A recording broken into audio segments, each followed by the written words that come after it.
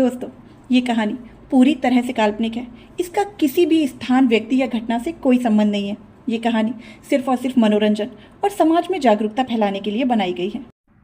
तू ही आशिकी, episode number 22। पिछले episode में हमने देखा कि सब लोग ट्रिप पर बहुत ही मस्ती कर रहे हैं और वहाँ पर गेम्स भी खेल रहे हैं। वहीं दूसरी तरफ आकाश को पता चल जाता है कि खुशी ने प्रवीण को किस किया है और उसका एक वीडियो भी उसके दोस्तों के पास है, जिससे आकाश बहुत ज़्यादा हर्ट हो जाता है। अब देखते हैं आगे। रात का वक्त, सब लोगों ने रात का खाना खा लिया था। आकाश और अंजलि बाहर घूम रहे थे। खुशी तीनों के लिए आइसक्रीम लेकर आई और एक एक अंजलि और आकाश की ओर बढ़ा दी। अंजलि ने आइसक्रीम ले ली, लेकिन आकाश ने मना कर दिया। खुशी बोली, क्या हुआ है आकाश, तुम उदास क्यों हो और आइसक्रीम खाने में क्या दिक्कत है?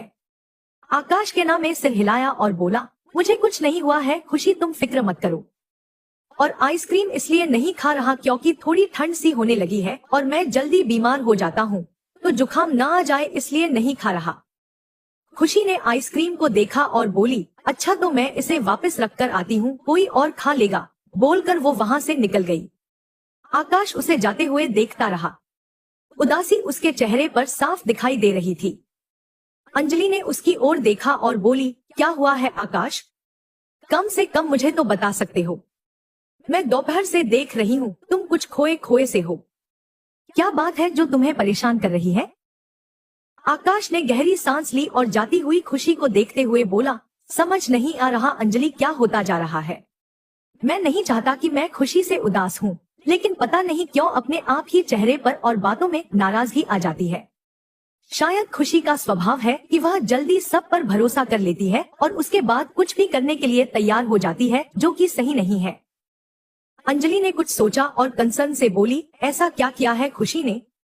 आकाश कुछ बोलते बोलते रुक गया तो अंजलि बोली, तुम मुझसे शेयर कर सकते हो आकाश, या फिर क्या मैं इस काबिल नहीं कि तुम अपने मन की बातें मुझे बता सको? आकाश जल्दी से ना में सिर हिलाया और बोला, अरे नहीं अंजलि, ऐसा नहीं है। तुमसे तो मैं हर बात शेयर कर सकता हूँ, मुझे तुम पर पूरा भरोसा है, लेकिन अभी बात ही ऐसी है कि समझ नहीं आ रहा तुम्हें क्या बताऊं। जो है वो बता दो, अंजलि ने सहज भाव से कहा तो आकाश ने बोलना शुरू किया, मैंने दो लड़कों को आपस में बात करते सुना था। वह दोनों प्रवीण के साथ दिखाई देते हैं, तो शायद उसके दोस्त है। पता नहीं कब प्रवीण ने खुशी को डोट बोलकर आकाश रुक गया। अंजलि गौर से उसके चेहरे को देखते हुए बोली, खुशी को क्या? आकाश ने आंखें बंद की और बोला, खुशी को किस किया होगा? और उसे पल की फोटो उन दोनों ने फोन में खींची थी और उसके जरिए वो खुशी को ब्लैकमेल करने के बारे में बातें कर रहे थे। अब मुझे नहीं पता कि इन सब में प्रवीण भी शामिल है या नहीं, लेकिन अगर उसके दोस्त शामिल है तो हो सकता है वह भी शामिल हो। अंजलि ने सुना तो झट से बोली, क्या तुमने राजीव से इसके बारे में बात की? आकाश ना में गर्दन हिलाते हुए बोला, नहीं मेरी किसी से कोई बात नहीं हुई। उनसे तो नॉर्मल बात करना भी मुश्किल है, ये बताने की तो सोच भी नहीं सकता। वैसे मैंने उसका फोन तोड़ दिया था, वो पूरी तरह से टूट गया था, मुझे नहीं लगता कि अब ठीक होगा। अंजलि ने गहरी सांस ली और बोली, तुम्हें खुशी से बात करनी चाहिए आकाश। दोस्ती में एक दूसरे से बातें ना शेयर की जाए तो अच्छी दोस्ती नहीं हो सकती। दोस्त होते ही सपोर्ट सिस्टम है। मैं जानती हूँ तुम्हारे दिल में उसके लिए फीलिंग्स है और शायद इसीलिए ये जानने के बाद तुम उससे नाराज भी लग रहे हो, बट ट्रस्ट मी, तुम्हारे उससे बात कर लेने के बाद तुम्हें अच्छा लगेगा। अंजलि ने कहा ही था कि इतने में खुशी भागते हुए उनके पास आई और बोली, अंजलि आकाश चलो ना ट्रूथ एंड डेयर खेलते हैं। भाई और उनके दोस्त खेल रहे हैं और भाई ने हमें भी आने का बोला है। बोलते हुए उसके चेहरे पर एक्साइटमेंट भरी पड़ी थी। उसने दोनों का हाथ पकड़ा और उन्हें अपने साथ लेकर चली गई। शिवाक्ष और सभी दोस्त एक कैंप के अंदर बैठे हुए थे। खुशी, अंजलि और आकाश भी उन लोगों के पास आकर बैठ गए। सब लोग गोल घेरा बनाकर बैठ गए। राजीव बोला, तो हम लोग ट्रूथ और डेयर खेलेंगे, लेकिन वह ट्रूथ और डेयर बोतल घुमाने से नहीं शुरू होगा। हम लोग एक एक उंगली जमीन पर रखेंगे और फिर कुछ पक्षियों के या चीजों के नाम लेंगे। उड़ने वाली चीजों या पक्षियों के नाम आने पर उंगली को ऊपर उठाना है, और अगर उसके अलावा किसी और चीज का नाम लेने पर किसी ने भी उंगली उठाई तो उससे ट्रूथ या डेयर कराया जाएगा और फिर वो गेम से आउट भी हो जाएगा। सो आर यू रेडी? सबने हामी भर दी और अपनी एक एक उंगली नीचे जमीन से लगा दी। राजीव जल्दी जल्दी पक्षियों के नाम लेने लगा, फिर अचानक से बीच में उसने गधा बोला तो खुशी ने उंगली ऊपर उठा दी। बाकी सबकी उंगली जमीन पर ही थी। सब हंस दिए। श्वेता बोरिंग लुक देते हुए सबको देखने लगी। खुशी सबसे पहले आउट हो गई। तुझे शर्म नहीं आई अपने भाई की नाक कटाने में? राजीव ने कहा तो माही बोली, पर अपने भाई को उड़ाने में कैसी शर्म? अगर वह तुझे आसमान में उड़ता हुआ देखना चाहती है तो इसमें गलत क्या है? राजीव ने माही को घूरा और बोला, मतलब मैं गधा हूँ? माही आंखें चुराते हुए बोली, मैंने ऐसा तो नहीं कहा। बाकी समझदार कोई इशारा काफी, देख लूंगा तुझे, एक बार आउट तो हो। बोलकर राजीव ने खुशी की ओर देखा और पूछा, सो खुशी ट्रूथ और डेयर? खुशी झट से बोली, ट्रूथ। क्योंकि कुछ भी करने की अभी मुझ में कोई ताकत नहीं है, मैं पूरा दिन भाग भाग कर थक गई हूँ। राजीव ने गौर से उसके चेहरे को देखा और बोला, ऐसा क्या है जो तुझे परेशान किए जा रहा है? क्या कोई ऐसी बात है जो मुझे पता होनी चाहिए लेकिन तू नहीं बता रही है? खुशी जबरदस्ती मुस्कुराते हुए बोली, ऐसा कोई सच नहीं है जो मैंने आपसे छुपाया हो, लेकिन हाँ कुछ बातें हैं जो समय के साथ आपको पता चलेंगी। अभी उनको बताने का वक्त नहीं है। पर ऐसी क्या बात है खुशी जो तुम मुझे नहीं बता सकती? राजीव ने चेहरे पर शिकन लाते हुए पूछा। खुशी ने आई रोल की और बोली, भाई आप सिर्फ एक ही सवाल पूछ सकते थे और वह हो चुका है, इसके बाद आप नहीं पूछ सकते। राजीव ने चेहरे पर हाथ फेरा और बोला, ऑल राइट, चलो फिर से उंगलियां नीचे रखो। और हाँ, एक और बात, अब से कोई ट्रूथ नहीं बोलेगा क्योंकि हमें सच नहीं जानना है बल्कि डेयर करवाना है। So no truth only dare. उसने कहा तो सबने फिर से जमीन पर उंगली रख दी। एक बार फिर गेम शुरू हो गया और इस बार माही गेम से आउट हो गई। राजीव हाथ मलते हुए बोला, अब आई ना ऊंटनी पहाड़ के नीचे, चल कोई सफेद चुनरिया ओढ़, मोमबत्ती पकड़, फिर चुड़ैल बनकर पूरे फार्म हाउस के 2 चक्कर लगा। माही ने सुना तो झट से खड़ी हो गई और बोली, अरे वाह, ये तो मजे का काम है। बोलकर उसने एक व्हाइट दुपट्टा अरेंज किया और अपने ऊपर लपेट लिया, फिर फार्म हाउस से लाकर एक मोमबत्ती जला दी। बाहर रात का अंधेरा पसर चुका था, लेकिन कुछ बच्चे अभी भी बाहर घूमे जा रहे थे। राजीव ने जल्दी से सभी लाइट्स को बंद करवा दिया। चारों तरफ अंधेरा सा छा गया। माही ने फोन में पायलों के बजने की आवाज चला दी और धीमे कदमों से मोमबत्ती लेकर निकल गई। साथ ही वो गुनगुनाए भी जा रही थी, गुमनाम है कोई, बदनाम है कोई, किसको खबर कौन है वो, अनजान है कोई। ऐसे किसी को सफेद कपड़ों में मोमबत्ती लेकर चलते देख बाहर घूम रहे सभी स्टूडेंट जल्दी से वहां से भाग लिए। उनके भागते ही माही भी उनके पीछे भागने लगी। सभी स्टूडेंट डर के मारे तेजी से चिल्लाते हुए वहां से भाग गए। राजीव हंसने लगा और जमीन पर ही बैठ गया। बाकी सबको भी हंसी आ गई। अक्षत ने सिर पर हाथ रख लिया और बोला, ये दोनों कभी नहीं सुधरेंगे। माही वापस आ गई तो राजीव ने फिर से लाइट जलवा दी। सब लोग फिर से खेलने लगे। धीरे धीरे करके सब आउट होते रहे और राजीव उन सब से उल्टे सीधे काम करवाता रहा। इन सब में राजीव को एडवांटेज था कि वो गेम को कंडक्ट करवा रहा था और उससे कोई डेयर नहीं करवा सकता था। आखिर में सिर्फ अंजलि और शिवाक्ष बचे तो मालविका बोली, चल राजीव, अब मैं कंडक्ट करती हूँ और तू भी गेम में पार्ट ले, तुझे भी तो डेयर मिलना चाहिए ना। राजीव ने सिर हिला दिया और बोला, जानता हूँ, ऐसे थोड़ी छोड़ोगे तुम लोग, कराओ कंडक्ट। मालविका नाम लेने लगी और अंजलि, शिवाक्ष और राजीव तीनों ध्यान से नामों को ऑब्जर्व करते हुए गेम खेलते रहे। श्वेता अपने आप को नेग्लेक्टेड फील कर रही थी।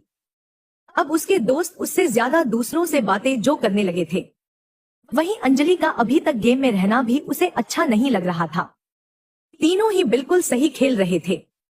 कुछ आगे जाकर माही राजीव के पास आई और उसके कान में बोली, माया आई है। ये सुनते ही राजीव उसकी ओर देखते हुए झट से बोला, कहाँ? माही ने दांत दिखा दिए। राजीव का गेम से ध्यान भटक गया और फ्लो में उसने मछली बोलने पर ही उंगली ऊपर उठा दी। माही खुशी से उछलते हुए बोली, यस, अब ना आया ऊंट पहाड़ के नीचे, अब बताती हूँ तुझे। राजीव माही को घूरते हुए बोला, ये चीटिंग है। माही ने उसके बालों पर हाथ फेरा और बोली, everything is fair in love and war. बोलते हुए उसने आंख मार दी और आगे बोली, चल अब तू दुपट्टा ओढ़ और प्रिंसिपल के कैंप के सामने जाकर डांस कर, म्यूजिक हम देंगे। राजीव ने बालों में हाथ फेरा और दांत पीसते हुए बोला, बेइज्जती करवा लो बस। बोलकर उसने मालविका से दुपट्टा मांगा और सिर पर ओढ़कर प्रिंसिपल के कैंप के बाहर जाकर खड़ा हो गया। माही ने फोन में गाना चला दिया। गाना शुरू हुआ तो माही को हंसी आ गई। बाकी सब भी हंसी रोक नहीं पाए। राजीव जेब में हाथ डाले कुछ पल माही को घूरता रहा। गाना चलने लगा, छत पे सोया था बहनोई, मैं तने समझ कर सो गई, मुझको राणा जी माफ करना गलती मारे से हो गई। राजीव ने लंबा घूंघट डाला और नाचने लगा।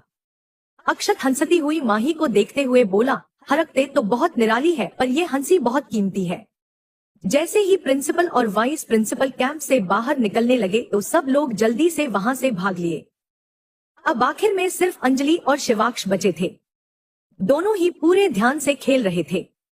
काफी समय तक जब कोई नहीं जीता तो मालविका बोली, यार ये तो बहुत डिफिकल्ट है, ऐसे तो पूरी रात निकल जाएगी, लेकिन इनमें से कोई विनर नहीं बनने वाला। शिवाक्ष ने अंजलि को देखा और बोला, तो विनर किसी और गेम से डिसाइड कर लेते हैं, क्या कहती हो मिस आर्या? अंजलि ने उसे देखा तो सिर हिला दिया। शिवाक्ष आगे बोला, तो ठीक है, रस्सी खींचते हैं, जो लाइन क्रॉस कर लेगा वो हार जाएगा। नहीं नहीं, आपके साथ नहीं खेलना है, ये तो चीटिंग होगी, आप तो जीत ही जाएंगे ना। बोलते हुए अंजलि ने साफ इनकार कर दिया। शिवाक्ष ने स्लीव्स चढ़ाते हुए कहा, क्यों डर गई क्या?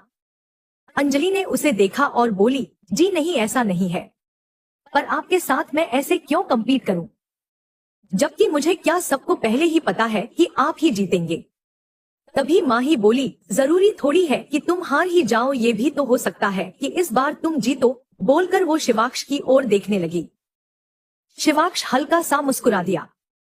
खुशी ने कहा, हाँ अंजलि, इंटरेस्टिंग होगा ये तो, खेलो और दिखा दो कि तुम भी किसी से कम नहीं हो। बोलकर वो अंजलि को लेकर बाहर निकल गई। अंजलि और शिवाक्ष लाइन के दोनों तरफ खड़े हुए और रस्सी को हाथों में थाम लिया। दोनों रस्सी खींचने लगे। देखते ही देखते अंजलि लाइन के पास आ चुकी थी। सब अंजलि को चीयर्स करने में लगे हुए थे, क्योंकि कहीं ना कहीं सबको पता था कि वो हारने हो तो वाली है, पर फिर भी इस वक्त सबकी जुबान पर उसका हो नाम था, सिवाय श्वेता के। श्वेता अकेली ही शिवाक्ष को चीयर्स कर रही थी। अंजलि ने पूरी ताकत लगा दी थी, उसका चेहरा भी लाल पड़ चुका था। शिवाक्ष ने रस्सी पर पकड़ ढीली छोड़ दी और रस्सी के साथ खींचा चला गया। देखते ही देखते वो लाइन भी क्रॉस कर गया। सब एकदम से खामोश से हो गए। किसी को यकीन नहीं था कि शिवाक्ष ऐसा भी कुछ कर देगा। खुशी एक्साइटमेंट से चीख उठी, यस, अंजलि जीत गई। कहते हुए उसने आकाश को हक कर लिया, लेकिन आकाश ने कोई खास रिस्पॉन्स नहीं दिया। राजीव दोनों को घूरने लगा। वहीं श्वेता अंजलि को घूर रही थी और अंजलि बस शिवाक्ष को देखे जा रही थी। ये साफ जाहिर था कि शिवाक्ष जानबूझकर हारा था। माही बोली, क्या बात है अंजलि, तुमने तो कमाल ही कर दिया, जिसे कोई नहीं हरा पाया उसे तुमने हरा दिया।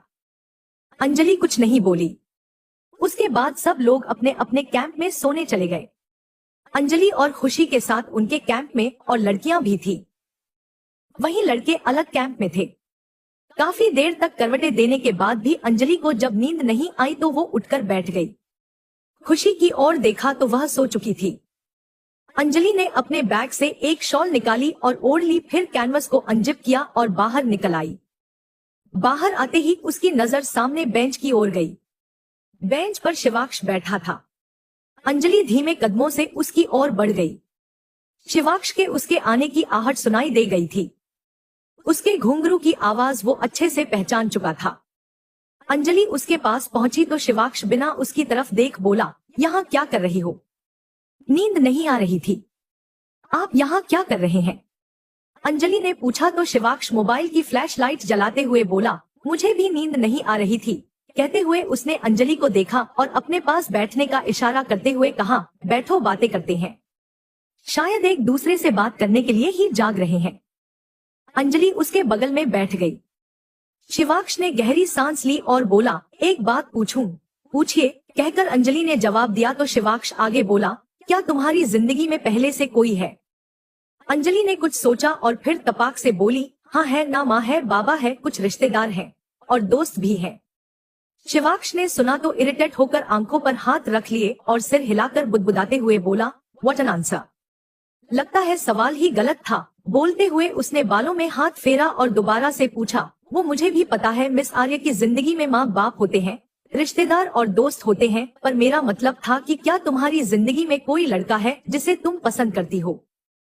अंजलि दूसरी तरफ देखकर हल्का मुस्कुराई। वो जानती थी कि शिवाक्ष क्या जानना चाह रहा है, लेकिन जानबूझकर उसने वो जवाब दिया था। उसने शिवाक्ष को देखा और सहजता से बोली, मेरी जिंदगी में ऐसा कोई नहीं है, और सच बताऊं तो इन सब के बारे में कभी सोचा भी नहीं है। आजकल सच्चे लोगों का मिलना मुश्किल है, मुझे अब किसी पर भरोसा नहीं होता।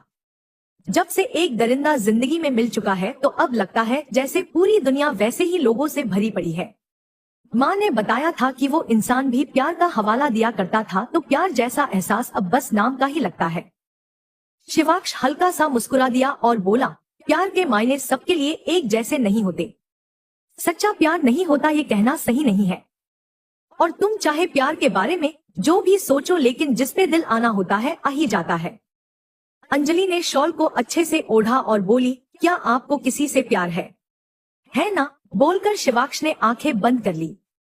इससे अंजलि ने जल्दी से पूछा तो शिवाक्ष खोए हुए लहजे में बोला, है कोई जिसके पास होने का एहसास चेहरे पर स्माइल लाने सा लगा है, जिसके पैरों में बंधे घुंघरू की आवाज से दिल में गिटार का तार बजाने सा लगा है, जिसकी मासूमियत में दिल खोने सा लगा है, और आखिर में बस एक एहसास है कि हमें भी इश्क होने सा लगा है। उसकी बातों में अंजलि खो सी गई थी। एक एहसास उसे छू गया, मानो ये सब शिवाक्ष उसी के लिए बोल रहा हो। कुछ पल आंखें बंद किए बैठे शिवाक्ष को देखने के बाद अंजलि ने उससे नजरें घुमा ली। आप जानबूझकर हारे हैं ना? अंजलि ने सामने की ओर देखते हुए पूछा। शिवाक्ष ने एक झलक उसे देखा और बोला, तुम्हें क्या लगता है? लगना क्या है, ये तो साफ जाहिर है, आप जानबूझकर ही हारे हैं। लेकिन एक बात समझ में नहीं आई कि आप तो किसी से नहीं हारते और हारना भी आपको पसंद नहीं है, तो फिर आप क्यों हार गए? शिवाक्ष मुस्कुराया और बोला, जब दिल हार जाए तो उसके आगे और किसी हार की क्या मायने? अंजलि सवालिया नजरों से उसे देखने लगी। शिवाक्ष इस वक्त इतने घुमा फिराकर जवाब क्यों दे रहा था? अंजलि कुछ देर खामोश रही, फिर बेंच से खड़ी होते हुए बोली, आप कहना क्या चाहते हैं? मैं समझी नहीं। शिवाक्ष भी बेंच से उठ गया और उसके बगल में खड़ा होते हुए बोला, अगर समझ नहीं आया है तो समझा तो मैं दूंगा, लेकिन अगर समझना नहीं चाहती तो वह बात अलग है। क्या मेरी फीलिंग्स तुम्हें दिख नहीं रही? जानबूझकर अनजान बनने की कोशिश कर रही हो ना? आपको ऐसा क्यों लगता है? बोलकर अंजलि दूसरी ओर घूम गई। शिवाक्ष उसे अपनी ओर घूमते हुए बोला, इसमें लगना क्या है, यह तो साफ साफ दिख रहा है। हर बात पहले ही समझ जाने वाली लड़की इस बात को समझने में इतना वक्त कैसे ले सकती है? मुझे कुछ समझ नहीं आ रहा है, अंजलि ने हड़बड़ाई सी आवाज में कहा और वहां से जाने लगी तो शिवाक्ष ने उसकी शॉल को पकड़ लिया। समझ तो तुम्हें सब आ रहा है मिस आर्य, बस तुम एक्सेप्ट नहीं करना चाहती। कहते हुए शिवाक्ष शॉल को अपने हाथ में लपेटने लगा। अंजलि ने उसकी ओर पलट कर देखा तो आज उसकी आंखों में एक अलग ही एहसास वह देख पा रही थी। उसका दिल जोरों से धड़क उठा। उसे महसूस हुआ मानो इस वक्त यह दिल धड़कते हुए सीने से बाहर आ निकलेगा। उसने गहरी सांस लेकर अपने तेजी से धड़कते हुए दिल को थोड़ा शांत किया और शिवाक्ष की आंखों में देखते हुए बोली, आपसे एक बात कहूँ? शिवाक्ष ने हाँ में सर दिला दिया। अंजलि ने धीरे से शॉल को अपने ऊपर से हटा लिया। शिवाक्ष एकटक अच्छा उसे देखता रहा। उसके लगातार देखते रहने से अंजलि के गाल सुर्ख गुलाबी हो गए थे। उसने नजरें झुका ली।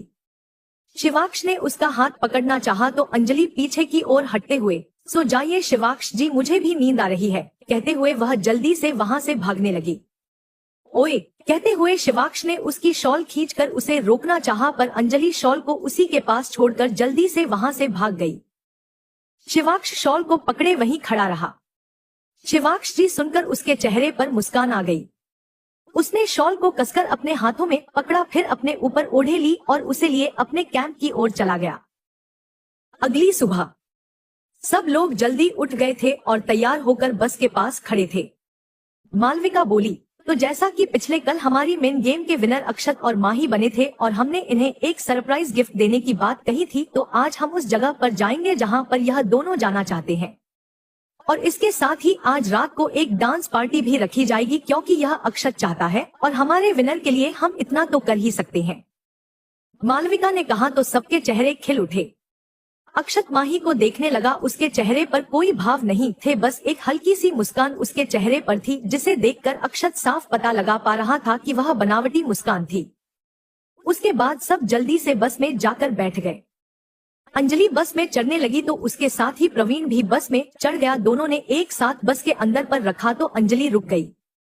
प्रवीण ने उसे देखा और बोला, अरे तुम रुक क्यों गई, चलो ना अंजलि।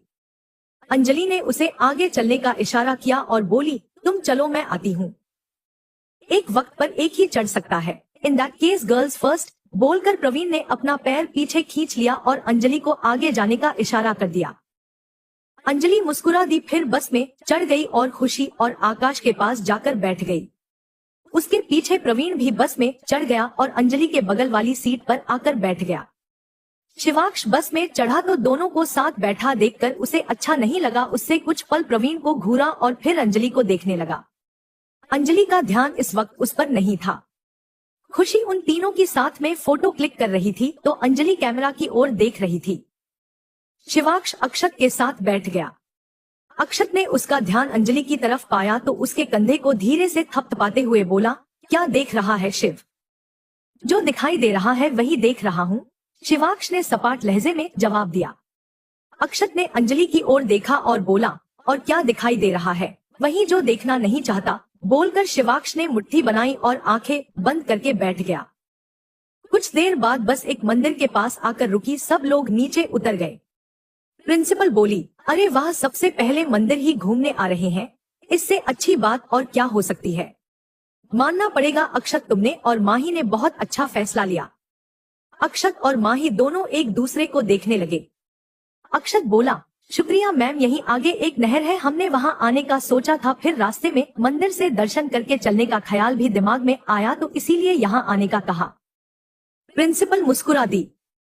सब लोग मंदिर की सीढ़ियां चढ़ने लगे। मंदिर में पहुंचे तो सामने राधा कृष्ण की बड़ी सी मूर्ति स्थापित की गई थी, जिसको बहुत सुंदर सजाया हुआ था। मंदिर में कुछ लोग भी इकट्ठे हुए थे और सामने पंडित जी पूजा की थाली लिए सुबह की आरती की तैयारी में थे। सब लोग मंदिर में गए तो मंदिर का परिसर पूरा का पूरा भर गया। पंडित जी ने मंदिर में इतनी भीड़ देखी तो उन सबको देखकर मुस्कुरा दिए। सबके सब मूर्ति के आगे हाथ जोड़कर खड़े हो गए। मंदिर में म्यूजिक सिस्टम में राधा कृष्ण के भजन चल रहे थे। अचानक से बिजली के चले जाने पर भजन बंद हो गए। पंडित जी ने जनरेटर की मदद से भजन चलाने के लिए कहा, लेकिन उससे भी काम नहीं बना। फिर उन्होंने वहां पर खड़े लोगों से कहा, यहाँ का भजन कार्यक्रम तो नहीं चल पा रहा, हो सके तो आप लोगों में से ही कोई गाकर सुना दे। सुबह की आरती होने से पहले कुछ भजन राधे कृष्ण के लिए गाए जाए तो और भी अच्छी बात होगी।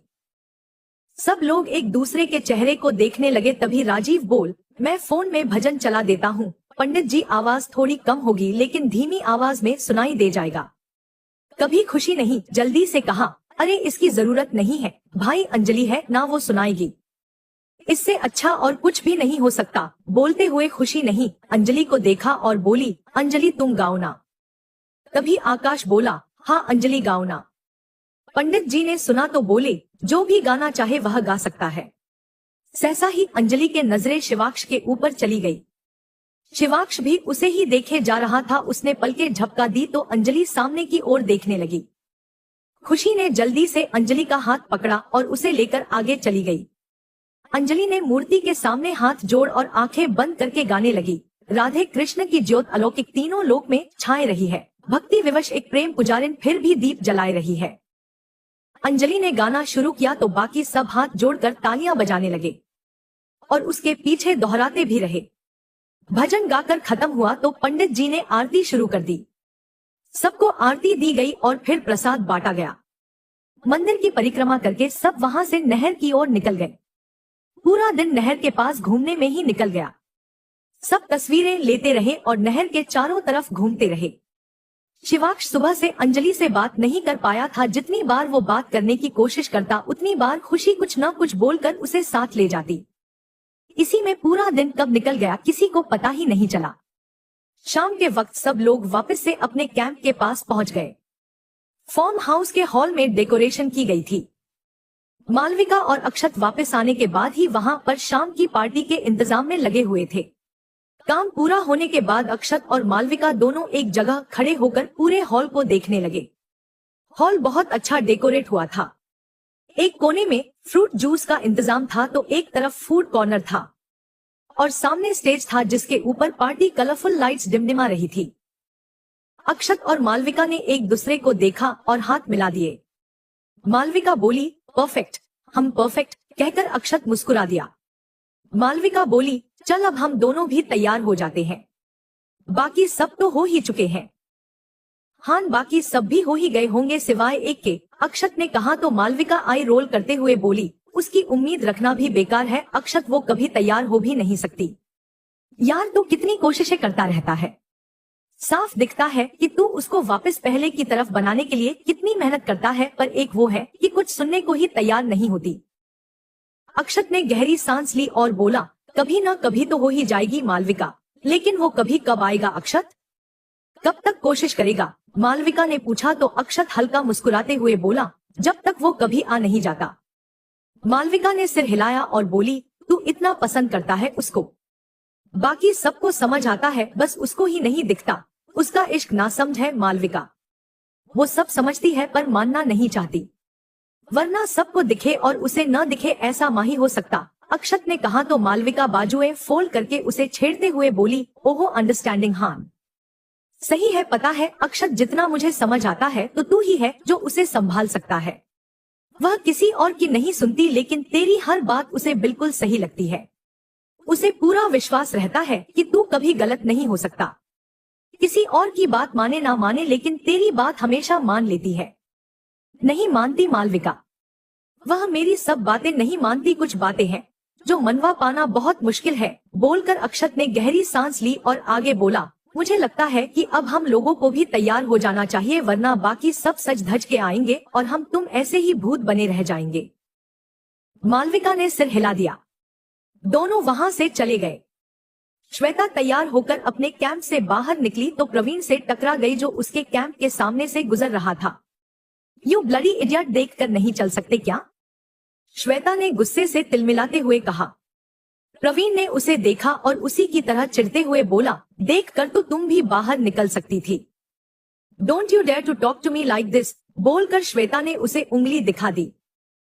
प्रवीण ने नाक चढ़ाते हुए कहा, तो तुम्हें भी तमीज में रहकर बात करनी चाहिए, वरना जैसे तुम बात करोगी मैं भी वैसे ही बात करूंगा। श्वेता ने आई रोल की और बोरियत भरे लहजे में कहा, व्हाटएवर, मैं जैसे भी बात करूं पर तुम अपनी औकात मत भूलो, कहकर वो वहां से निकल गई। प्रवीण जाती हुई श्वेता को ऊपर से नीचे तक देखने लगा। उसने ब्लैक कलर की ड्रेस पहनी हुई थी जो उसके घुटनों तक आ रही थी। श्वेता बहुत एलिगेंट नजर आ रही थी। प्रवीण ने कुछ पल उसे घूरा और फिर बोला, जितनी सुंदर लड़की उतना बदतमीज मिजाज, बोलकर वह दूसरी तरफ चला गया। वहीं अंजलि और खुशी भी तैयार हो चुके थे। अंजलि ने येलो कलर का फ्रॉक सूट पहना हुआ था, बालों को खुला छोड़कर उसने पीछे की ओर रखा था और गले में दुपट्टा डाल रखा था। वही खुशी ने पिंक कलर का गाउन पहना था। दोनों तैयार होकर अपने कैंप से बाहर निकल गई। बाहर आकर अंजलि ने देखा तो सामने शिवाक्ष फोन पर बात कर रहा था। व्हाइट टी शर्ट और ब्लैक पैंट उस पर बहुत अच्छी लग रही थी। अरे मैं अपना फोन लाना तो भूल ही गई, रुको मैं भी लेकर आती हूँ, कहकर खुशी वापस से कैंप के अंदर चली गई। अंजलि वही खड़ी खड़ी शिवाक्ष को निहारने लगी। न जाने क्यों, लेकिन उसकी नजर इस वक्त शिवाक्ष को देखते रहने से रुक ही नहीं रही थी। तभी शिवाक्ष पलटा और अंजलि पर उसकी नजर पड़ी। अंजलि ने उसे अपनी ओर देखता पाया तो जल्दी से नजरें चुरा ली और दूसरी ओर घूम गई। फिर जल्दी से वहां से जाने लगी तो उसे अपने दुपट्टे पर किसी की पकड़ महसूस हुई। उसने अपने गले पर हाथ रखा और बोली, शिवाक्ष छोड़िए ना, ये क्या कर रहे हैं आप?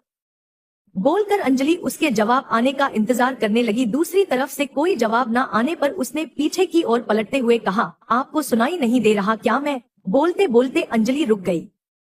उसके शब्द मानो उसके गले में ही अटक गए हों। सामने खुशी खड़ी थी जो भुहे तान कर उसे देखे जा रही थी। अंजलि छोटा सा मुंह बनाकर उसे देखने लगी।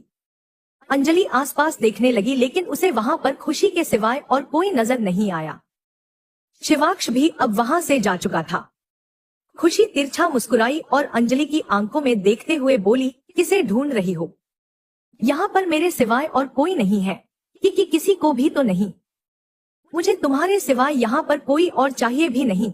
अंजलि ने हकलाते हुए जवाब दिया और आगे बोली, ये सब छोड़ो और चलो आकाश को ढूंढते हैं, पता नहीं कहाँ होगा। बोलकर वह आगे जाने लगी तो खुशी ने उसका दुपट्टा पकड़कर उसकी नकल करते हुए कहा, छोड़िए ना शिवाक्ष। बोलकर वह हंस दी।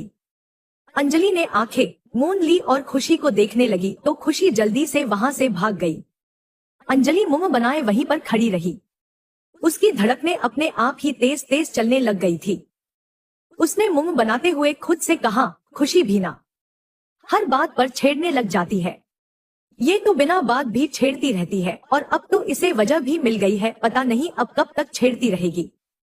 अंजलि, क्या जरूरत थी ऐसा कुछ बोलने की? बोलने से पहले पीछे देख तो लेती कि कौन खड़ा है। बोलकर उसने सिर पीट लिया और खुशी के पीछे ही चली गई। बगल के कैंप के पीछे खड़ा शिवाक्ष मुस्कुरा दिया और फिर अंजलि के पीछे चला गया। अक्षत तैयार होकर कैंप से बाहर निकला तो देखा कि माही अभी भी जीन्स टॉप में ही घूम रही थी। अक्षत उसके पास गया और बोला, तैयार नहीं हो रही क्या? माही ने उसे देखा और फिर अपने कैंप की ओर इशारा करते हुए बोली, ये लोग बाहर निकले तो मैं अंदर जाऊं ना? पता नहीं ये दूसरी लड़कियां कितना और मेकअप थोपना चाहती हैं। यार शादी में थोड़ी जाना है जो इतना सज रही हैं। बस एक डांस पार्टी ऑर्गेनाइज की है और उसमें भी इन लोगों को हूर की परी बनकर जाना है। अक्षत ने कैंप की ओर देखा और बोला, तो क्या हुआ माही, ओकेजन होते ही तैयार होने के लिए है। मैं तो चाहता हूँ कि तू भी थोड़ा मेकअप करे। यह कॉलेज के आखिरी साल के कुछ पल है। अपनी ख्वाहिश पूरी करके उनको जिएंगे तो यह पल जिंदगी भर याद रहेंगे। माही फीका सा मुस्कुराई और बोली, मेरी कोई ख्वाहिश नहीं है और यह पल बिना सजे धजे भी याद रह जाएंगे। बोलकर वो वहां से निकल गई। अक्षत उसे देखता हुआ वहीं खड़ा रहा। अंजलि खुशी को ढूंढ रही थी लेकिन वह उसे कहीं नजर नहीं आई। जब से वह भागी थी उसके बाद से ही वह गायब सी हो गई थी। अंजलि एक जगह रुक गई और बोली, अब यह खुशी कहाँ चली गई, कहाँ ढूंढूं इसे? बोलते हुए उसने कदम आगे बढ़ाया तो किसी ने उसका दुपट्टा पकड़ लिया। अंजलि ने अपने दुपट्टे पर हाथ रखा और बोली, खुशी, ऐसे अचानक से कौन आता है? तुमने डरा दिया था मुझे, दुपट्टा छोड़ो।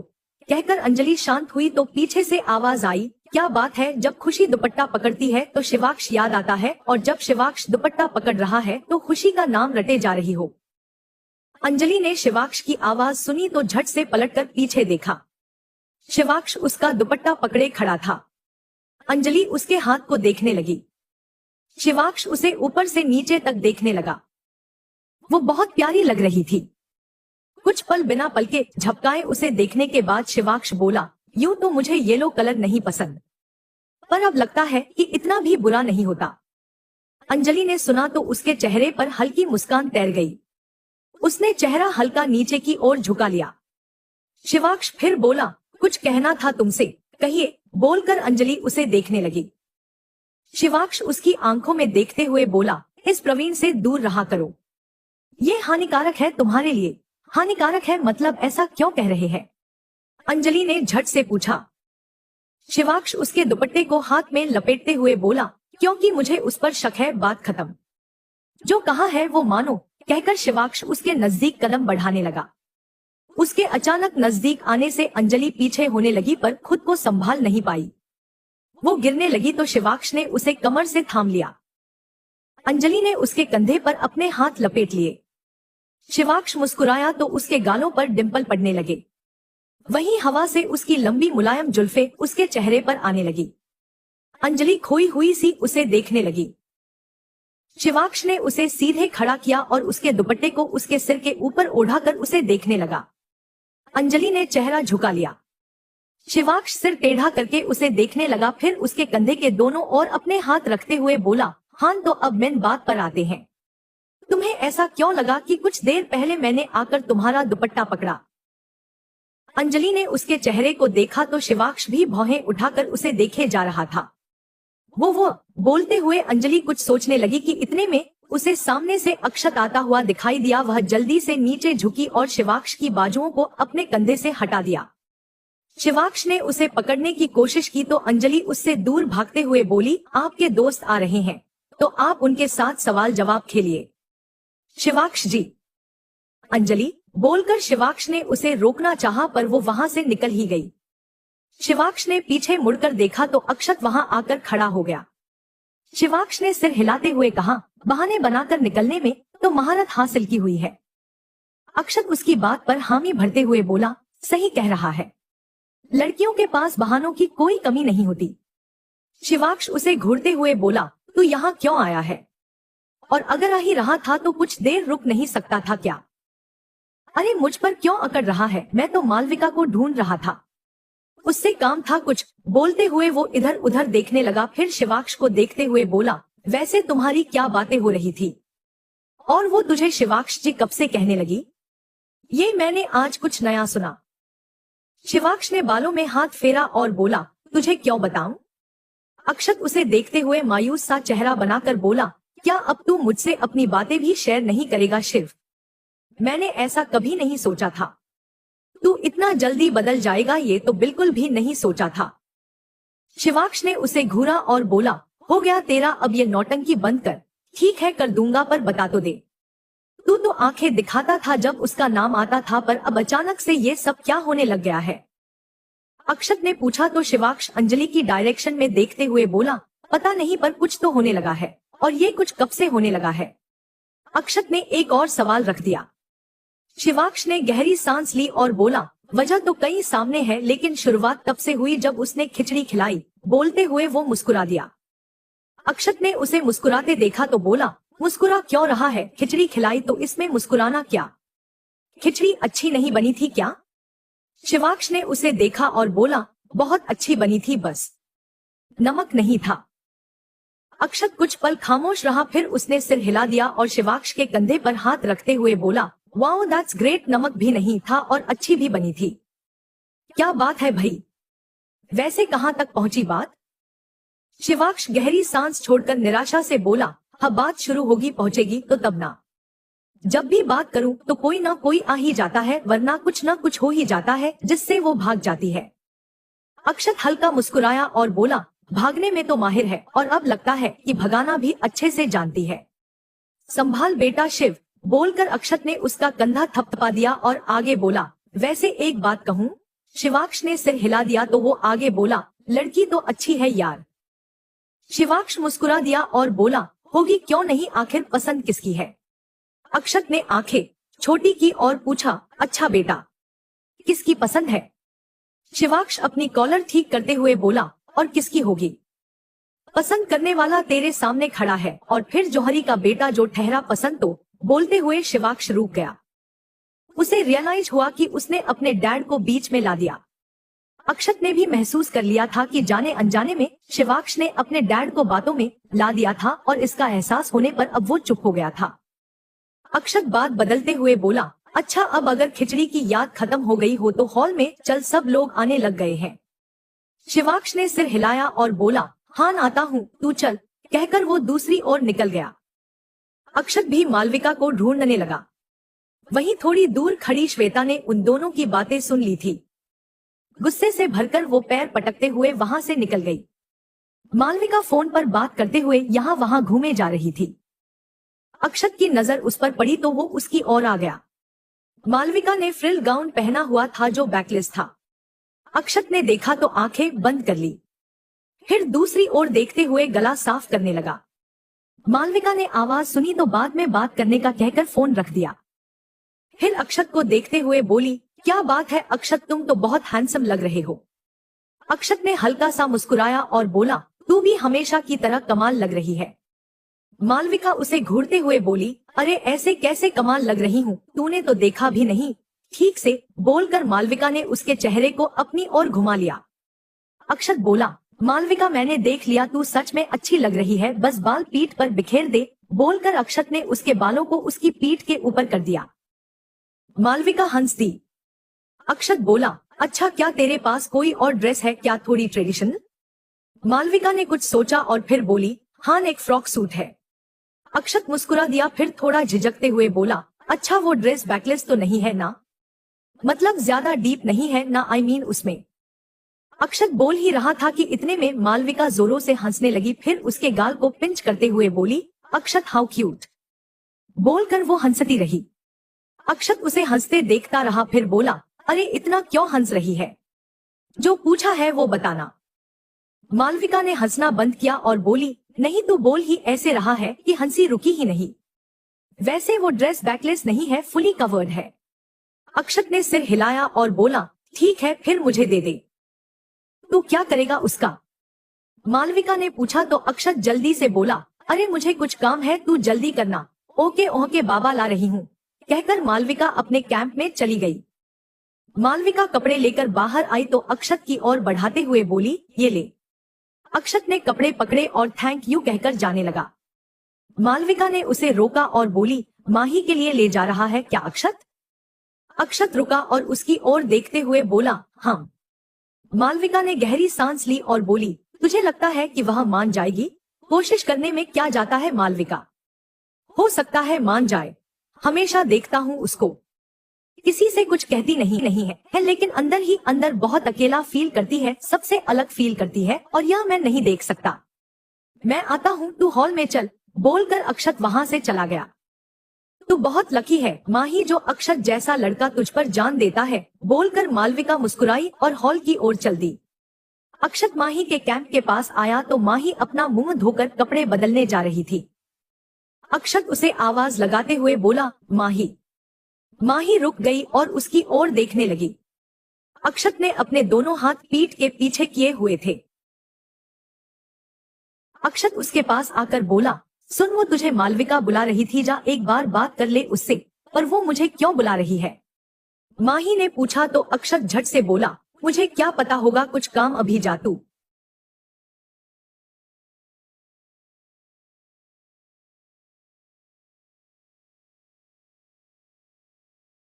माही उसे घूरते हुए बोली, क्या हुआ अक्षत, ऐसे क्यों बिहेव कर रहे हो, ठीक तो होना, और पीठ के पीछे क्या छुपा रखा है, कुछ है क्या? अक्षत ने हल्का पीछे की ओर देखा और बोला, नहीं ऐसा कुछ नहीं है, तू जल्दी जा, न देर हो रही है। अक्षत ने कहा तो माही मालविका से बात करने चली गई। अक्षत जल्दी से उसके कैंप के अंदर गया और फ्रॉक सूट को वहां रखकर माही के कपड़ों वाला बैग लेकर बाहर निकल गया। वो कैंप से बाहर निकला ही था कि इतने में सामने से एक लड़की आकर उससे टकरा गई। अक्षत ने उसे गिरने से बचाया और बाजुओं से पकड़ लिया। लड़की टकटकी लगाए उसे देखने लगी। अक्षत ने उसे संभाला और उससे दूर हो गया। माही वहां वापस आई और अपने में बड़बड़ाते हुए बोली, ये अक्षत ने मुझे क्यों भेजा, मालविका को तो कोई काम नहीं था, पता नहीं ये क्या चल रहा है। बोलते हुए उसकी नजर सामने गई तो देखा कि अक्षत एक लड़की के साथ खड़ा था। माही अपनी जगह पर खड़ी उन दोनों को देखने लगी। अक्षत का ध्यान अभी उस पर नहीं था। अक्षत बोला, सॉरी वो मैंने देखा नहीं। लड़की अक्षत के चेहरे को देखते हुए बोली, इट्स ओके, पर आप यहाँ से कहाँ से आ रहे हैं? आप लड़कियों के कैंप के अंदर क्या कर रहे थे? अक्षत ने अपने हाथ में पकड़े बैग को पीठ के पीछे किया और बोला, कुछ भी तो नहीं, वो तो बस गलती से यहाँ आ गया था। एक्चुअली मैं अपने कैंप में जा रहा था तो भटक सा गया था।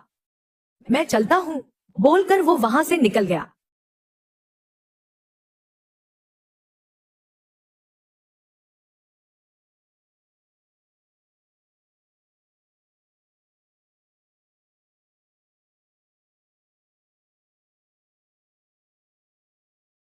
लड़की वहीं खड़ी उसे जाते हुए देखती रही, फिर मुस्कुरा दी और बोली, हाँ ये कितना स्मार्ट है, पर चाहे जो भी हो इसे देखकर लगा तो नहीं कि गलती से घुसा होगा। सारे इंतजाम यही तो देख रहा है, खुद कैसे गलत कैंप में घुस सकता है, जानबूझकर ही गया था, बोलकर वो कैंप के अंदर चली गई। माही वहीं खड़ी कुछ सोचते हुए बोली, क्या अक्षत हमारे कैंप के अंदर गया था? पर क्यों? और उसने मुझे झूठ बोलकर मालविका के पास भी तो भेजा। ये करना क्या चाहता है? क्या इस लड़की का और उसका कुछ चल रहा है? सोचते हुए उसने जाते हुए अक्षत को देखा और फिर खुद में ही उलझी हुई वो कैंप के अंदर चली गई। वो लड़की वहीं बैठी अपने बाल बना रही थी। माही ने अपना बैग देखना चाहा पर उसे अपना बैग वहां नहीं दिखाई दिया, पर अपनी बैग की जगह पर उसे एक फ्रॉक सूट रख दिखाई दिया।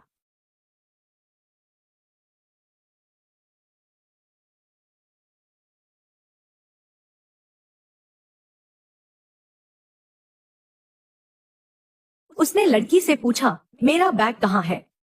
तुमने देखा क्या? लड़की ने एक झलक उसे देखा और बोली, नहीं मैं तो अभी आई, मुझे नहीं पता। पर अभी अक्षत यहाँ आए थे, शायद उन्हें पता हो।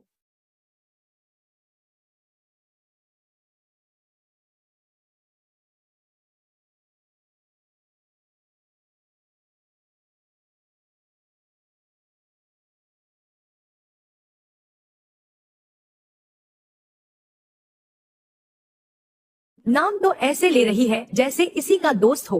बड़बड़ाते हुए माही ने मुंह बना लिया, फिर कुछ पल लड़की को देखकर वहां से बाहर निकल गई। माही अक्षत को ढूंढने के लिए कैंप से बाहर निकली ही थी कि तभी राजीव उसके कान के पास आकर चिल्लाया, माही।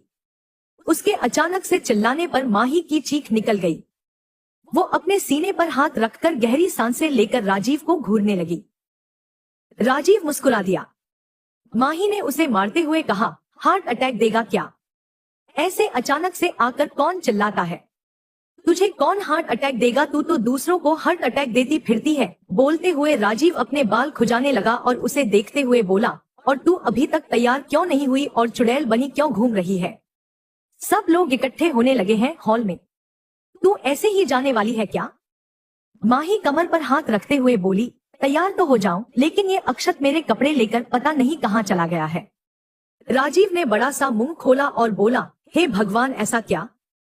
पर ये अक्षत तेरे कपड़ों को कब से पहनने लगा? माही उसे आंखें दिखाने लगी तो राजीव गला साफ करते हुए बात बदलते हुए बोला, अरे मतलब ये क्यों कन्हैया बनकर गोपी के कपड़ों का बैग चुरा रहा है? ये तो गलत बात है। गोपी को तैयार होने के लिए देरी हो रही है ना, उसको ऐसा नहीं करना चाहिए था। वही तो गलत बात है। लेकिन माही बोल ही रही थी कि इतने में उसे अक्षत दिखाई दिया। उसने झट से अक्षत को आवाज दे दी। उसकी आवाज सुनकर अक्षत रुक गया और उसकी ओर देखने लगा। राजीव और माही उसकी ओर चले गए। बैग अभी भी अक्षत के हाथ में ही था। उसने हाथ पीठ के पीछे कर लिए और इनोसेंट सा फेस बनाकर खड़ा हो गया। माही उसे घूरते हुए बोली, क्या चल रहा है ये सब? अक्षत अनजान बनते हुए बोला, क्या चल रहा है माही? सब सही ही चल रहा है। माही आंखें छोटी करके शक से भरकर बोली, कुछ भी सही नहीं चल रहा है अक्षत। तुम ये बताओ कि मेरा बैग लेकर क्यों घूम रहे हो? तुम्हें मेरे बैग से क्या काम? अक्षत ने सुना तो झेम सा गया, फिर राजीव को देखने लगा। राजीव माही के कंधे पर हाथ रखते हुए बोला, हान हान बताओ बताओ, लड़की के कपड़ों से तुम्हें क्या काम? क्या तुम्हें शर्म नहीं आती अक्षत राणा? छी छी छी, मैंने कभी नहीं सोचा था कि तुम ऐसी हरकत कर सकते हो। अक्षत सिर टेढ़ा करके राजीव को घूरने लगा। राजीव ने दांत दिखा दिए। माही देख तो जरा सही का साथ देने पर कैसे आंखें दिखा रहा है। मुझे लगता है तुझे इसका भूत अच्छे से उतारना चाहिए। बोलते हुए उसने माही के सैंडल्स को देखा और आगे बोला, सैंडल उतार और अच्छे से आरती कर इसकी, ताकि अगली बार से ऐसी हरकत करने का ख्याल इसके दिमाग में ही ना आए। अक्षत मुंह खोले उसे देखने लगा, फिर हैरानी से बोला, राजीव तू ऐसा कैसे बोल सकता है? ऐसी दोस्ती निभाएगा क्या? राजीव ने आंख मार दी। माही अपने बैग की ओर देखने लगी। अक्षत ने आंखों ही आंखों में राजीव को इशारा किया तो राजीव ने झट से अक्षत से बैग छीना और वहां से जल्दी से निकल गया। ओए राजीव, अभी तू कहाँ जा रहा है बैग लेकर? बोलते हुए माही भी उसके पीछे जाने लगी, पर अक्षत ने उसका हाथ पकड़ लिया। राजीव सीटी बजाते हुए वहां से निकल गया और जाते जाते बोला, जल्दी हॉल में आ जाना, मैं इंतजार करूंगा। माही अक्षत की तरफ मुड़ी और बोली, ये सब क्या कर रहे हो अक्षत, और क्यों कर रहे हो? बोलते हुए उसने अपना हाथ उससे छुड़ा लिया, फिर आगे बोली, तुम क्यों मेरा बैग लेकर वहां से निकले, और वह फ्रॉक सूट तुमने ही वहां पर रखा है ना?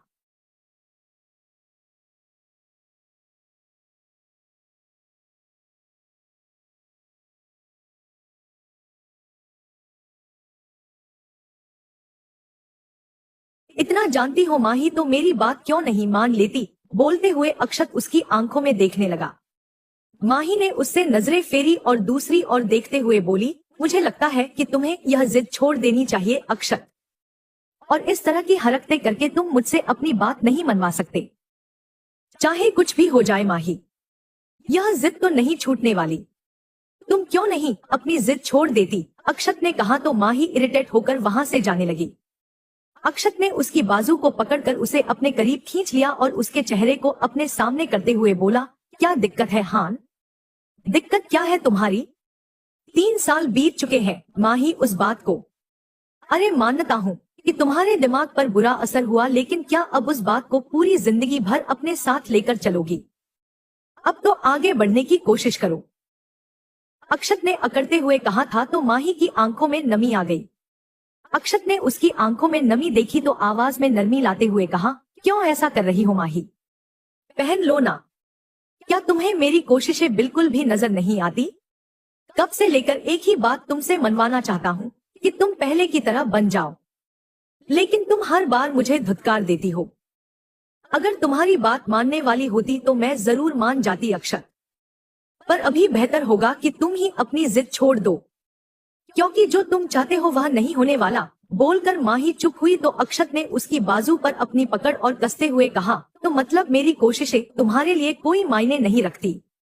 क्या तुम्हें कोई फर्क नहीं पड़ता मेरे कोशिश करने से? माही ने उसके हाथों को झटक कर खुद को उसे आजाद किया और पीछे की ओर कदम लेते हुए बोली, मैंने नहीं कहा है अक्षत कि तुम मेरे लिए यह सब करो, तुम खुद करते हो, और अगर इतनी दिक्कत हो रही है तो मत करो ना। बोलते हुए उसकी आवाज बहुत रूड हो चुकी थी। उसने उसी लहजे में आगे कहा, मैं जैसी हूँ मुझे रहने दो, मुझे किसी और की जरूरत नहीं है, मैं ऐसे ही खुश हूँ। तुम नहीं समझ सकते कि आज भी वह बात कितना दर्द देती है। दिल के जख्म इतनी जल्दी नहीं भरते अक्षत। अक्षत ने सुना तो झटके से माही को अपनी ओर खींचकर बोला, कौन से जख्म हान, कौन से जख्म? अरे मानता हूँ धोखा हुआ तुम्हारे साथ, पर उसे धोखे को जिंदगी भर अपने साथ लेकर क्यों चलना है तुम्हें? तुम उस इंसान के दिए जख्म को अभी तक सहेज कर बैठी हो जिसने कभी तुमसे प्यार किया ही नहीं था। यह दिल के जख्म नहीं है माही, यह तुम्हारी जिद है कि अब तुम जिंदगी में किसी को नहीं आने देना चाहती, और तुम्हारी यह जिद तुम्हारे ही ऊपर भारी पड़ेगी और किसी को भी कुछ फर्क नहीं पड़ेगा माही, तुम चाहे कुछ भी करो, फर्क पड़ेगा तो सिर्फ और सिर्फ तुम्हें।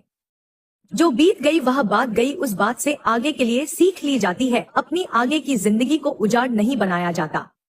बीता हुआ कल वापस नहीं आएगा, उसकी कड़वी यादों को हम नहीं मिटा सकते, लेकिन आने वाला कल हमारे हाथ में होता है, हमारा आज हमारे हाथ में होता है। इसमें हमें खुशियां बटोरनी है या बीते हुए कल का बोझ अपने कंधों पर ढोना है, वह हमारे ऊपर डिपेंड करता है। माही खामोश खड़ी अक्षत की बातों को सुन रही थी। अक्षत इस वक्त गुस्से में लग रहा था और कहीं ना कहीं माही समझ सकती थी कि अक्षत गुस्सा क्यों था।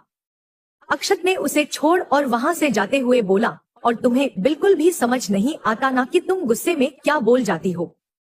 मुझे तुम्हारे लिए कुछ करने में कोई दिक्कत नहीं है माही, लेकिन दिल दुखता है जब देखता हूँ कि इतनी कोशिशों के बाद भी मैं तुम्हें तुम्हारे पास से बाहर नहीं ला पाता हूँ। खैर छोड़ो, तुम्हारा बैग तुम तक पहुँच जाएगा, पहनो जो भी पहनना है। मुझे जितना समझाना था मैं समझा चुका, आगे क्या करना है वह तुम्हारी मर्जी, कहकर वह वहां से निकल गया।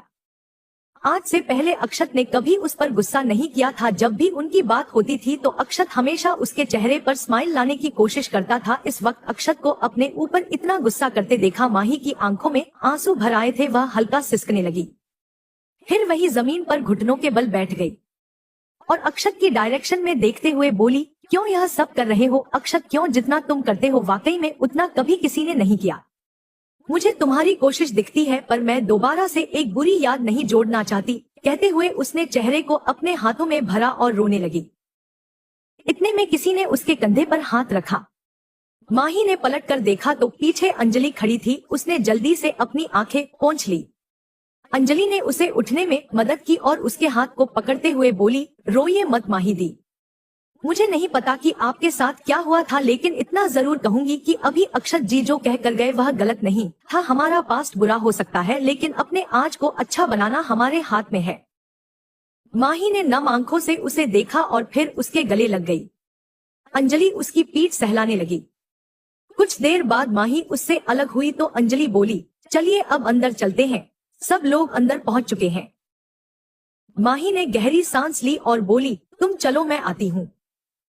जल्दी आइएगा, बोलकर अंजलि वहां से चली गई। सब हॉल में इकट्ठे हो चुके थे। श्वेता शिवाक्ष के बगल में खड़ी थी और उसे देखे जा रही थी। अंजलि दरवाजे से अंदर आई और शिवाक्ष उसकी ओर देखने लगा। प्रवीण की नजरें भी उसके ऊपर चली गई। खुशी भी अंजलि के साथ ही थी। दोनों अंदर आई और वहां रखी चेयर्स पर बैठ गई। प्रवीण भी उनकी ओर चला गया। खुशी ने उसे अपनी ओर आते देखा तो हल्का मुस्कुरा दी। वहीं उसी वक्त आकाश भी वहां आ गया। खुशी ने आकाश को देखा तो हाथ हिला दिया। आकाश भी उनकी ओर आ गया। खुशी ने प्रवीण को देखा और अपने पास बैठने का इशारा कर दिया। उसी वक्त आकाश भी खुशी के बगल में ही बैठने लगा था। उसने खुशी को प्रवीण को इशारा करते देखा तो वो रुक गया और अंजलि के पास जाने लगा। प्रवीण बोला, रुक क्यों गए आकाश, वहीं बैठ जाओ, मैं अंजलि के बगल में बैठ जाऊंगा। बोलकर प्रवीण ने अंजलि को देखा और आकाश को बैठने का इशारा कर दिया। आकाश बोला, इट्स ऑल्सो ओके। खुशी ने तुम्हें कहा है तो तुम ही बैठ जाओ, वैसे भी मुझे प्यास लगी है तो मैं पानी पीने जा रहा हूँ, मुझे नहीं बैठना। बोलकर वो वहां से बिना कुछ सुने निकल गया। खुशी ने कुछ बोलना चाहा लेकिन आकाश निकल चुका था। खुशी को महसूस हुआ कि आकाश नाराज होकर गया है। अंजलि से आकाश का बात करके आने का कहकर खुशी वहां से आकाश के पीछे निकल गई। प्रवीण तिरछा मुस्कुराया और अंजलि के बगल में बैठते हुए बोला, लगता है नाराज हो गया होगा। अंजलि ने कुछ जवाब नहीं दिया। प्रवीण ने सामने खड़े शिवाक्ष को देखा जो हाथ में ड्रिंक का ग्लास पकड़े उन्हीं की ओर देख रहा था। प्रवीण अंजलि को देखते हुए बोला, wow beautiful, you are looking gorgeous. पूरे हॉल में तुमसे ज्यादा खूबसूरत आज कोई नहीं लग रहा है और मेरी नजर में कोई लग भी नहीं सकता।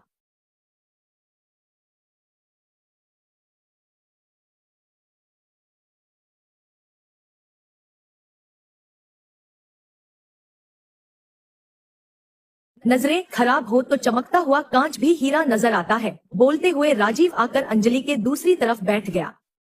प्रवीण ने मुट्ठी कस ली और मन में बोला, आ गया कबाब में हड्डी बनने।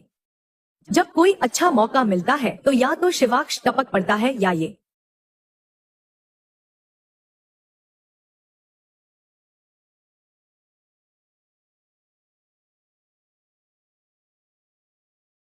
सोचते हुए प्रवीण ने भौहें तान ली और राजीव को घूरते हुए बोला, क्या मतलब है तुम्हारा? क्या मैं झूठी तारीफ कर रहा हूँ? राजीव ने भी उसे घूरा और बोला, वो तो तू जान, पर मुझे तो इतना पता है कि जिसकी तारीफ तू कर रहा है वो गलत है। इसके पास तारीफ करने वाले दोस्त हैं, तुम्हारी जरूरत नहीं है। तुम्हारी तारीफ के बिना भी वो कहर ढा रही है। बोलते हुए राजीव ने अंजलि को देखा। प्रवीण ने गुस्से का घूंट पीते हुए कहा, वह मेरी भी दोस्त है और अगर मैं उसकी तारीफ कर रहा हूँ तो तुम्हें उसमें क्या दिक्कत है? क्यों, मैंने सही कहा ना अंजलि? बोलकर प्रवीण अंजलि की ओर देखने लगा।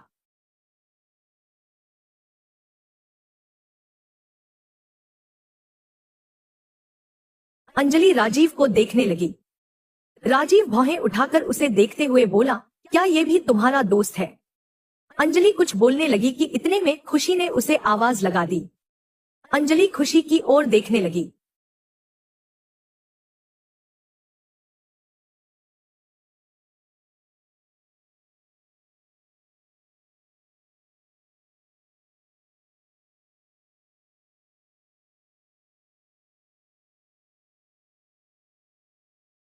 खुशी ने उसे अपनी ओर आने का इशारा किया तो अंजलि अपनी जगह से खड़ी हो गई और राजीव को देखते हुए बोली, जाऊं?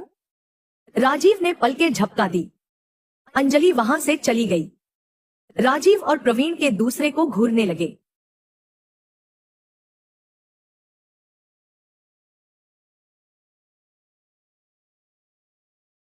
शिवाक्ष ने अंजलि को जाते देखा तो उसके पीछे चला गया। खुशी अंजलि का हाथ पकड़ते हुए बोली, अंजलि मुझे समझ नहीं आ रहा कि ये सब क्या रहा है। आकाश बहुत वक्त से अलग अलग सा बिहेव करने लगा है। अंजलि ने उसके हाथ पर अपना हाथ रखा और बोली, अगर तुम्हें ऐसा महसूस हुआ है तो मुझे लगता है कि तुम्हें आपस में बात करनी चाहिए खुशी। इस प्रॉब्लम का वही एक सॉल्यूशन है।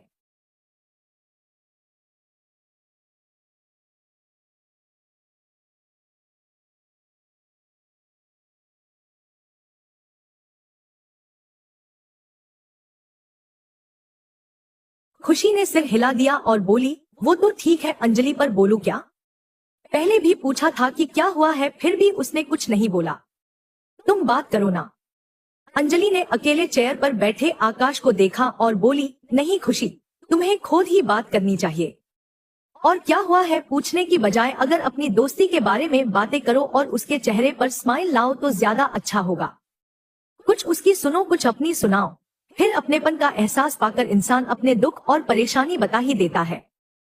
खुशी ने आकाश को देखा और बोली, सही कह रही हो अंजलि, मैं जाकर बात करती हूँ, कहकर वो चली गई। अंजलि उसे देखने लगी। तभी शिवाक्ष उसके पीछे आकर खड़ा हो गया और उसके कंधे के पास झुकते हुए बोला, कुछ बातें मेरी भी सुन लो। उसकी बात सुनकर अंजलि के चेहरे पर स्माइल आ गई। उसने सामने देखते हुए कहा, सुन लेंगे पर अभी हमारे पास वक्त नहीं है शिवाक्ष जी। कहते हुए वो आगे जाने लगी तो शिवाक्ष ने उसका हाथ पकड़ लिया और बोला, अंजलि मुझे तुमसे बात करनी है, मैं मजाक के मूड में नहीं हूँ। अंजलि पलटकर उसे देखने लगी। शिवाक्ष ने उसे देखा और बोला, मैं तुमसे कहा था कि उस लड़के से दूर रहो, लेकिन फिर भी वह तुम्हारे बगल में आकर बैठा और तुमने उसे कुछ भी नहीं कहा। शिवाक्ष की बात सुनकर वो प्रवीण की ओर देखते हुए बोली, यहाँ पर रखी हुई कुर्सियां मेरी नहीं है शिवाक्ष। अगर कोई कुर्सियों पर आकर बैठता है तो मैं उन्हें मना कैसे कर सकती हूँ? शिवाक्ष ने डोमिनेटिंग वॉइस में कहा, मना नहीं कर सकती लेकिन खुद तो उठकर जा सकती हो ना, क्यों बैठना है उसके साथ? अंजलि ने अपना हाथ छुड़ाया और बोली, आप डोमिनेटिंग क्यों बन जाते हैं? वो पास आकर बैठता है तो इसमें मेरी क्या गलती भला? अब मैं किसी के साथ इतनी रूड कैसे हो जाऊं कि उसके आते ही उठकर चली जाऊं?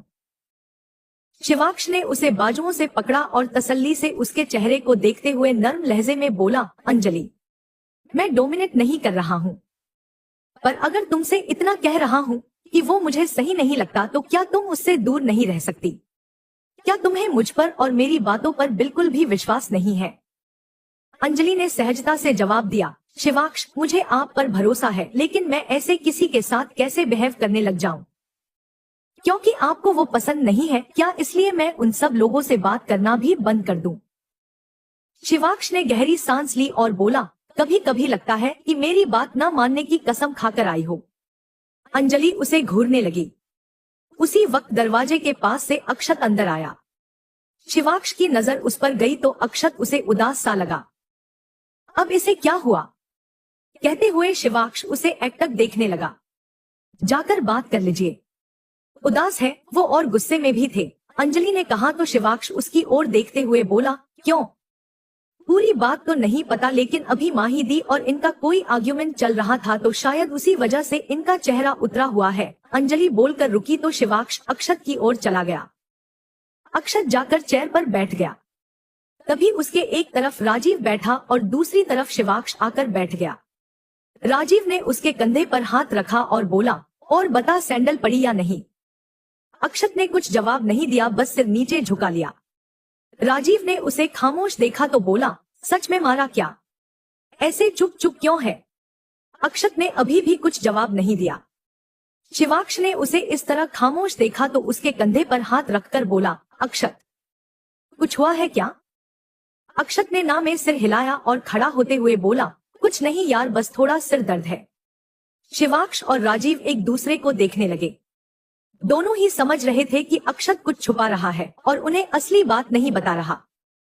तभी दरवाजे के पास से माही अंदर आई तो मालविका की नजर उस पर पड़ी।